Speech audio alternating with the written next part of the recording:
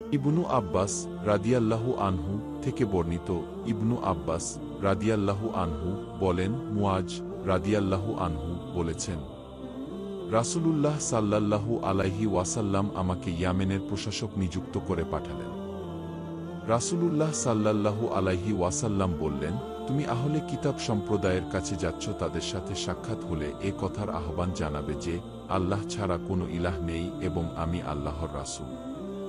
যদি তারা তা মেনে নেয় তাহলে তাদের জানিয়ে দেবে দিনে এবং রাতে আল্লাহ তাদের উপর 5 ওয়াক্তের নামাজ ফরজ করেছেন।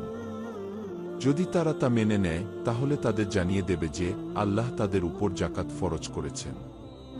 ধনীদের থেকে তা আদায় করা হবে এবং তাদের দরিদ্রদের মাঝে বণ্টন করা হবে।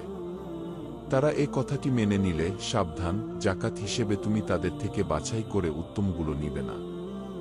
আর মজলুমের বদদুয়া থেকে সাবধান, কেননা আল্লাহর ও মজলুমের দুয়ার মধ্যে কোনো অন্তরায় নেই। সহিহ মুসলিম ইফা 29।